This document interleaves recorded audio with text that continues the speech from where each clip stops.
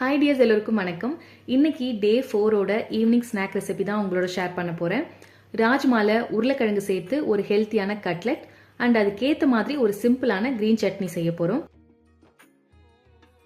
1/4 cup ராஜ்மாவை நல்லா wash பண்ணிவிட்டு மார்னிங்கே ஊற வச்சுட்டேன். அட்லீஸ்ட் 7 to 8 hours ஆச்சும் நல்லா சோக் பண்ணியிருக்கணும். இப்போ இதை ப்ரெஷர் குக்கரில் சேர்த்து இதோட ஒரு உருளைக்கிழங்கு தேவையான அளவுக்கு தண்ணி ஆட் பண்ணி 4 to 5 விசில் வச்சு எடுத்துக்கணும்.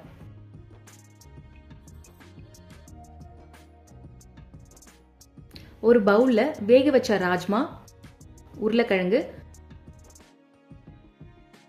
ஃபைனா சாப் பண்ண ஒரு வெங்காயம், 1 டீஸ்பூன் இஞ்சி பூண்டு விழுது, கொஞ்சமா கொத்தமல்லி, மஞ்சள் தூள், மிளகாய் தூள், பெப்பர், சீரகத்தூள், தேவையான அளவுக்கு சால்ட், 1 டேபிள் ஸ்பூன் அரிசி மாவு, 1 டேபிள் ஸ்பூன் கோதுமை மாவு, கருப்பு எள்ளு சேர்த்து நல்லா மிக்ஸ் பண்ணிக்கணும்.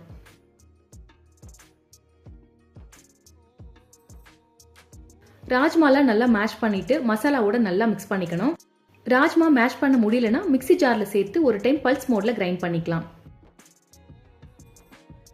நல்லா மிக்ஸ் பண்ணதுக்கு அப்புறமா கையில கொஞ்சமா ஆயில் அப்ளை பண்ணிட்டு கட்லெட் ஷேப்ல செஞ்சு தோசைக்கல் நல்லா காஞ்சதும் ஆயில் இல்லைன்னா கீ விட்டு 2 சைடும் நல்லா கோல்டன் ப்ரௌன் கலர் ஆகுற வரைக்கும் ஷாலோ ஃப்ரை பண்ணி எடுத்துட்டா அவ்வளவுதான் ஹெல்த்தியான ராஜ்மா கட்லெட் ரெடி.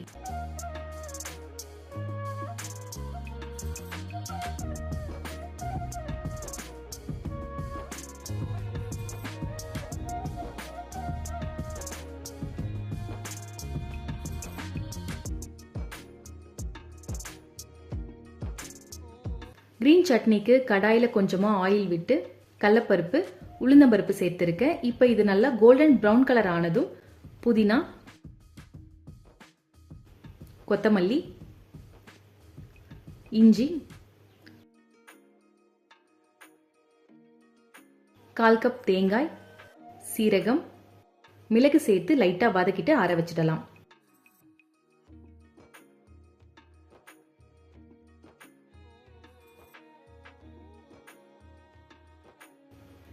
ஒன்ஸ் இது நல்லா ஆறுனதுக்கு அப்புறமா மிக்ஸி ஜார்ல சேர்த்து இதோட 4 முந்திரிய வார்ம் வாட்டர் ஊற்றி ஒரு 30 மினிட்ஸ்க்கு ஊற வச்சிருக்கேன். இது டோட்டலி ஆப்ஷனல் தான், வேண்டாம்னா நம்ம ஸ்கிப் பண்ணிக்கலாம். தேவையான அளவுக்கு உப்பு சேர்த்து நல்லா கிரைண்ட் பண்ணி எடுத்துக்கலாம். இந்த அளவுக்கு நல்லா கிரைண்ட் பண்ணதும் கொஞ்சமா தண்ணி சேர்த்து அகை நல்லா ஸ்மூதா வர வரைக்கும் கிரைண்ட் பண்ணி எடுத்துட்டா அவ்வளவுதான் கிரீன் சட்னி ரெடி.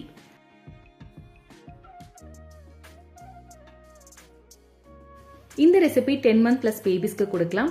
நான் இதுல ஸ்பைசஸ்க்கு இன்னைக்கு மிளகு ஆட் பண்ணிருக்கேன். அதுக்கு பதிலா பச்சை மிளகாய் இல்லைன்னா காஞ்ச மிளகாய் கூட ஆட் பண்ணி செஞ்சுடலாம்.